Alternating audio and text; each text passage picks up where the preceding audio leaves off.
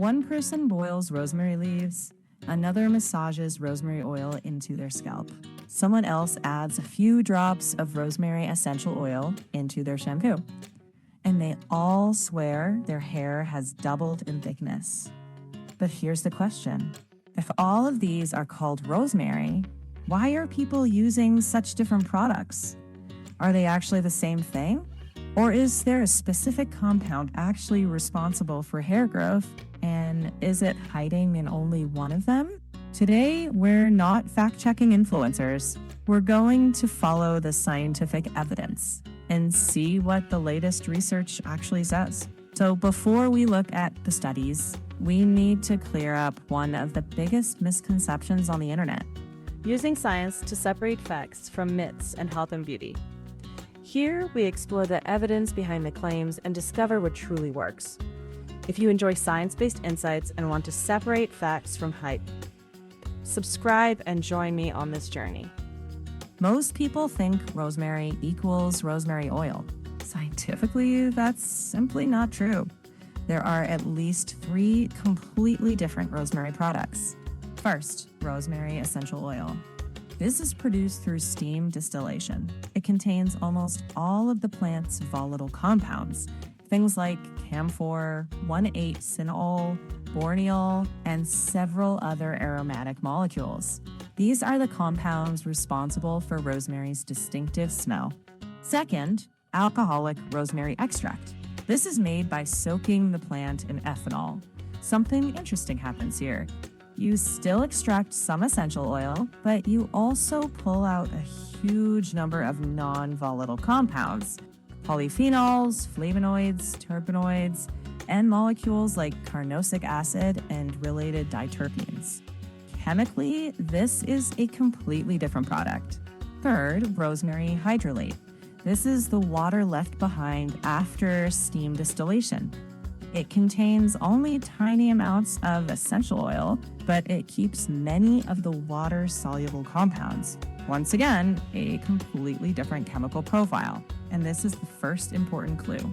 When someone says rosemary helps hair growth, they're usually not telling you which rosemary they're talking about. And that distinction could completely change the outcome. So, which compounds actually help hair grow? This is where the detective story begins. A study published in 2026 compared 3 different rosemary products side by side: rosemary essential oil, alcoholic extract, and rosemary hydrolate. The researchers also included a group treated with 5% Minoxidil, the standard drug used for androgenetic alopecia. Then they waited 5 weeks and measured hair growth. The results? All 3 rosemary products produced significantly more hair growth than the untreated control group.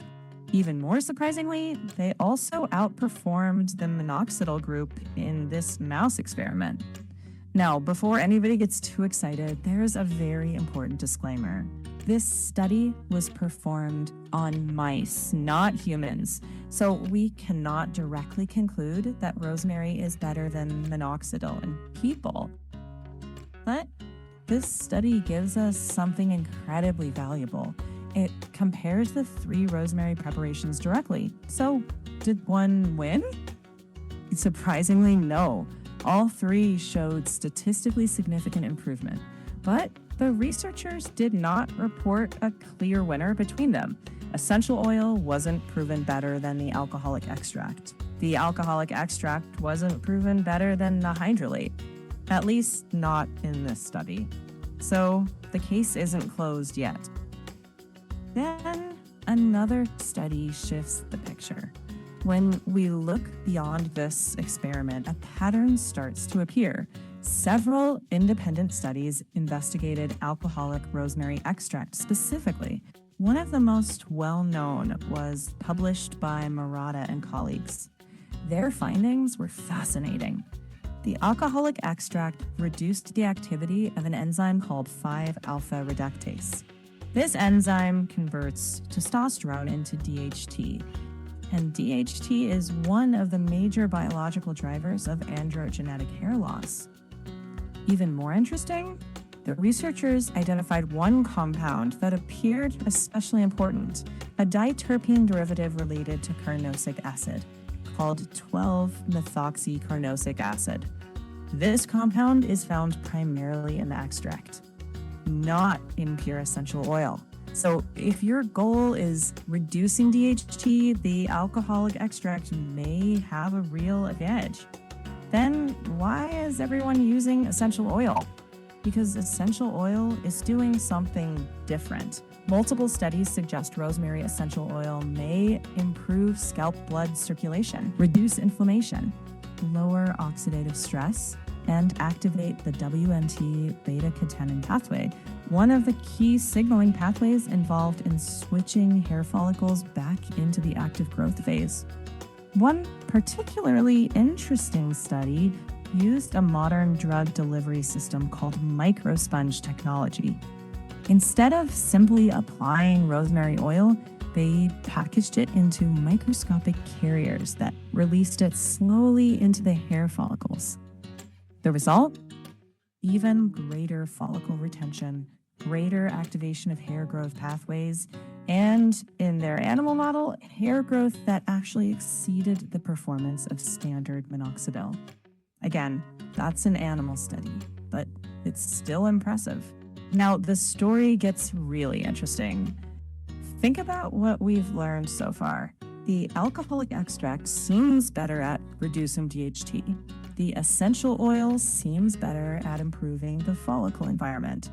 Different mechanisms, different chemistry, different strengths. So one question naturally comes up. Why not combine them?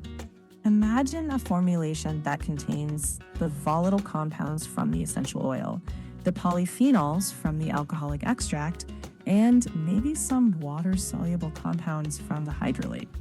In theory, that might target multiple pathways at once, improving blood flow, reducing inflammation, modulating DHT pathways all at the same time. That sounds obvious, right? Here's the surprising part.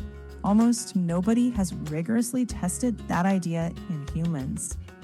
So we can't say it's better. Not yet.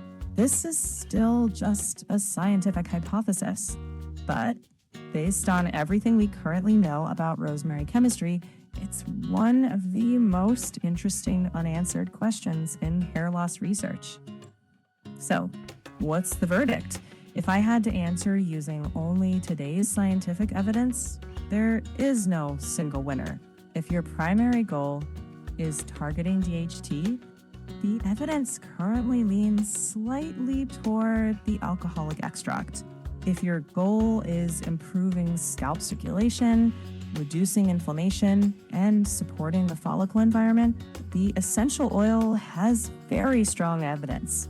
Hydrolate also showed promising results, but it's been studied far less. And perhaps the biggest lesson from all of this is something surprisingly simple. When people on social media say, just use rosemary, they're usually leaving out the most important part of the sentence, which rosemary? Because chemically, these aren't the same product at all. And that might explain why some people see remarkable results, while others notice almost no difference.